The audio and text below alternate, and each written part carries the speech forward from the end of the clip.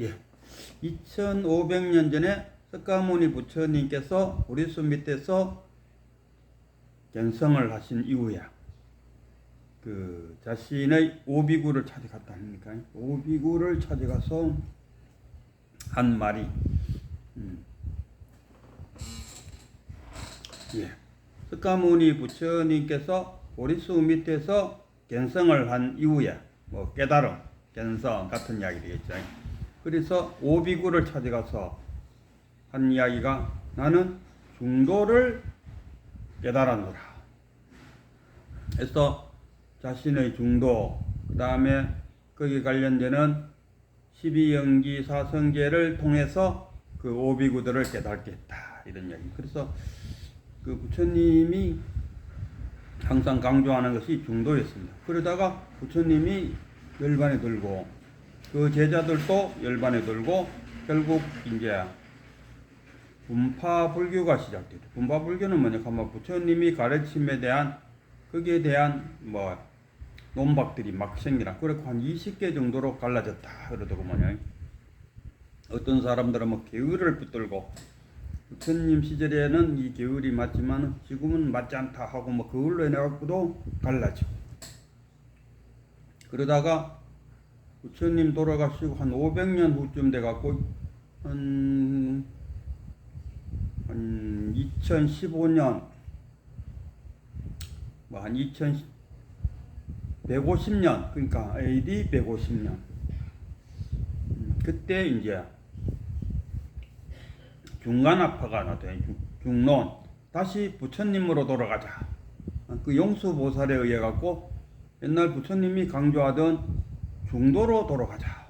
그런 중도 그 이론이 중간판입니까?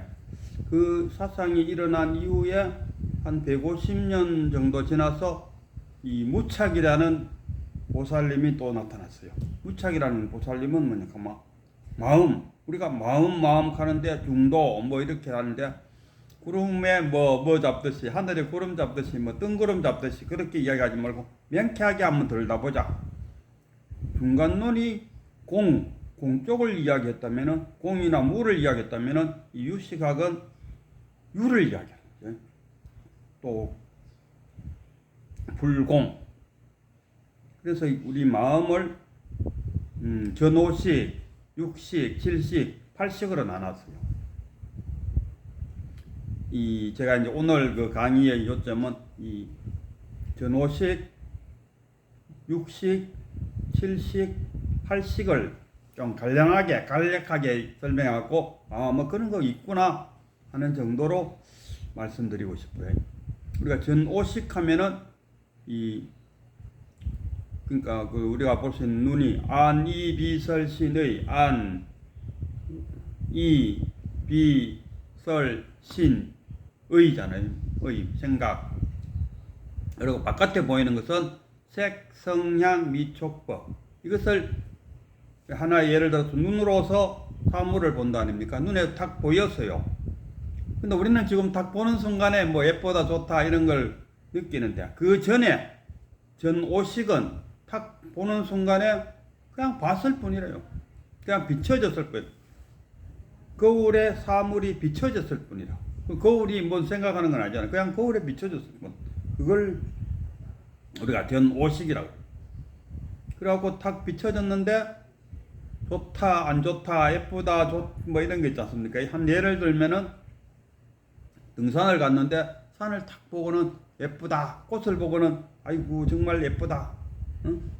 냄새가 나면은 싫다, 귀에 아이고 너무 큰 소리다, 소리가 들린다. 큰 소리다 하면은 이거는 벌써 아마 실식으로 넘어가는 거죠. 그냥 소리가 들린다. 그 부처님 또 이런 이야기를 하셨어요. 하사를 1차 하살과 2차 하살로 나눴습니다. 부처님은 1차 하살은 누구나 맞을 수 있다. 우리가 눈으로 보니까 좋다 싫다 누구나 감정은 일어날 수 있다. 그것까지 어떻게 할 수는 없다. 근데 1차 하살은 맞되 2차 하살은 맞지 마라 하는 말이 그 2차 하살이 바로 질식이로더라. 질식. 어떤 산이 있으면 산이 우리 그냥 산이 아름답다 이러면 되는데 저 산 앞에 있는 저 산은 금강산처럼 아름답다. 금강산에 거의 비교된다. 분별심이 들어간다. 자신의 분별심. 자신의 분별심이 들어가서 우리가 늘상 살아가는 게 분별심 없으면 우리가 살아갈 수가 없죠. A 회사 갈 건가 B 회사로 갈 건가 분별해야 되지 않습니까? A 회사는 월급이 많고 반면에 일은 좀 고달프다. B 회사는 일은 편하지만 월급이 적다. 그럼 어느 쪽에 들어갈 것인가? 그 스스로 결정해야 되지 않습니까? 이게 분별심입니다. 칠식이라서 분별한 데서 좋고 나쁨이 아닙니다. 우리가 살아가는 삶의 방식. 그 칠식이 없으면 우리가 살아갈 수가 없죠. 그러니까 칠식이 올바른 행동을 하는, 올바르게 판단을 하느냐, 올바르게 판단하지 못하느냐. 이게 이제 지혜의 문제가 되겠죠. 그래서 우리가 수행을 해야 된다. 깨달아야 된다. 하는 것이 이 칠식으로 인해서 지혜를 발휘할 수 있도록 하는 그 힘이 깨달음에서 온다. 우리는 뭐 대부분 다 중생이니까 중생의 마음으로 그 기준은 제가 생각해 볼 때 나를 중심으로 내한테 도움이 되면은 그쪽으로 행하고 도움되지 않으면은 선택하지 않아요. 그러니까 뭐 우주 마발통이 다 자기에게 이익이 있으면 행하고 이익이 없으면 행하지 않는다니까. 산에 있는 나무 한 그루도 자세히 들어보면은 나무 가지가 남쪽으로 더 많이 뻗었어요. 북쪽보다가. 그건 왜냐? 남쪽으로 뻗어야지 햇빛을 더 많이 받을 수 있으니까. 어느 것 하나 자기 자신을 중심으로 행하지 않는 것이 없다. 그것이 어디서 나오느냐? 이 칠식이다. 이래. 그럼 팔식은 뭐냐? 팔식은 우리가 함장식. 장자가 창고 장자입니다. 우리가 컴퓨터를 다룰 때 저장을 눌러야 저장되는 경우도 있고 아예 자동 저장 장치를 시켜놔 버리면은 그 우리가 컴퓨터 앞에서 작업한 모든 것은 자동으로 저장돼 버리죠.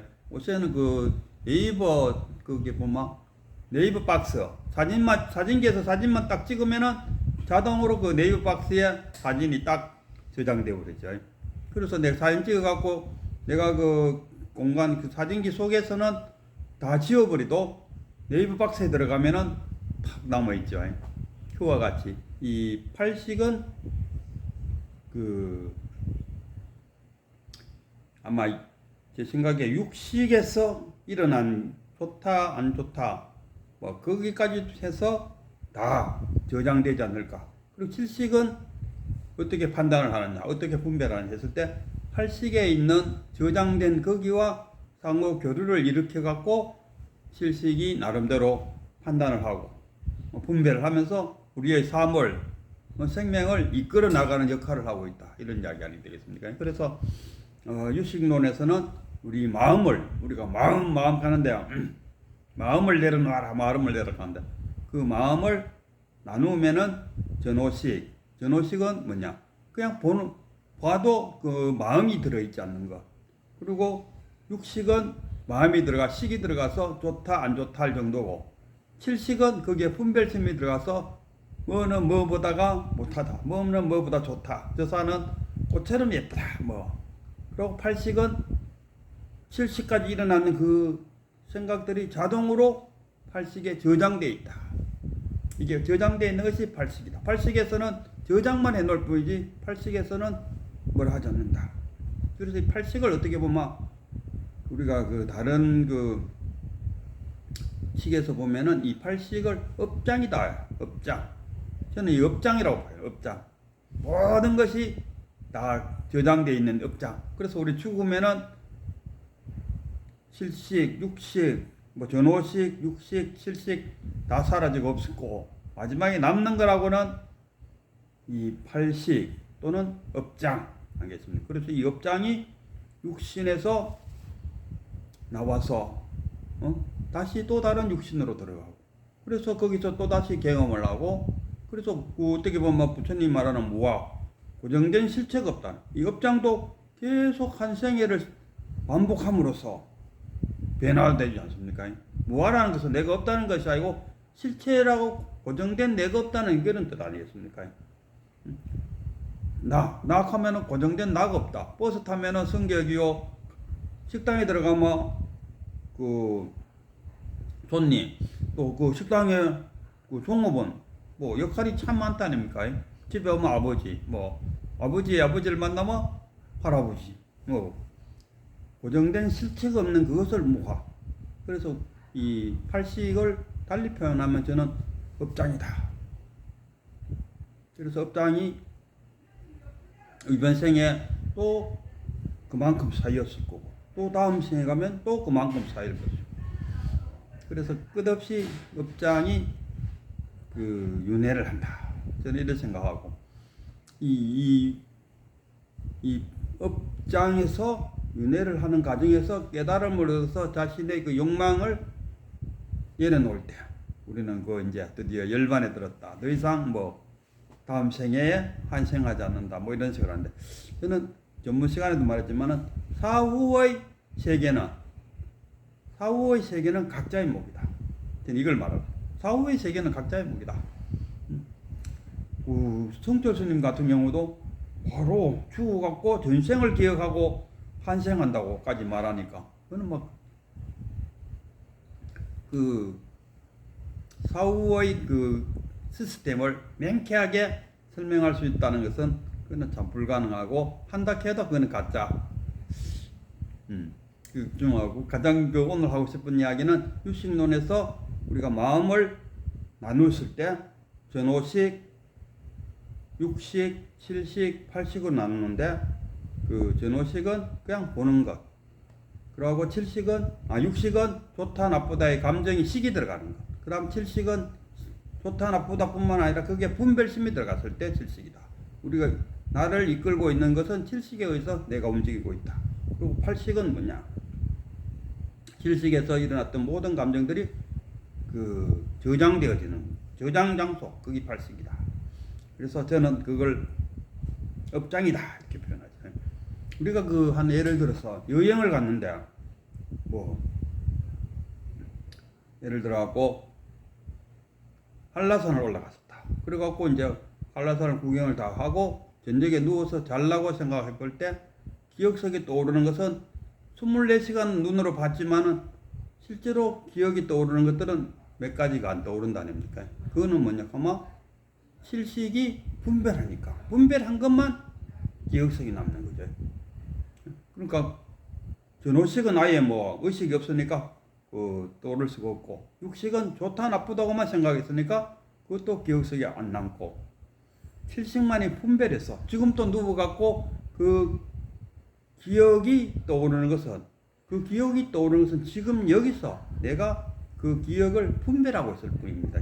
과거는 지나가 붙는 것을 칠식이, 그러니까 뭐 어제 누구랑 마누라랑 신랑이랑 싸웠다. 그래서 지나가 붙는데 오늘 누우니까 괜히 그 생각이 지금 여기 떠올라갖고 괜스럽게 미안스럽기도 하고 화가 나기도 한다.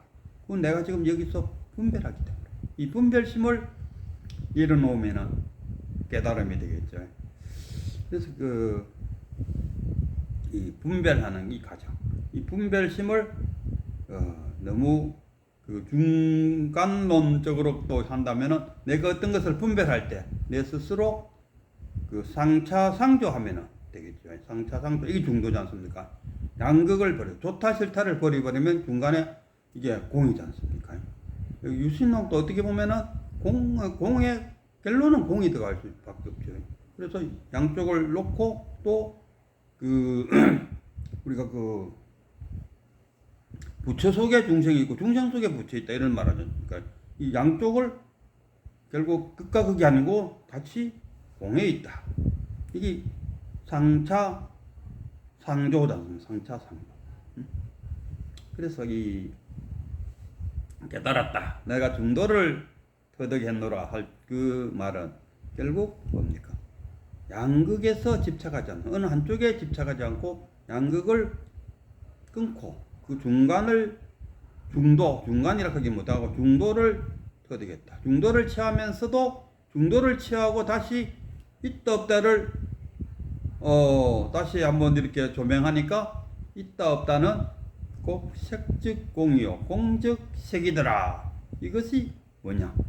이렇게 거기에까지 도달할 때 이것을 우리가 깨달음이요 겐성이다 이렇게 말할 수 있겠다 싶어요.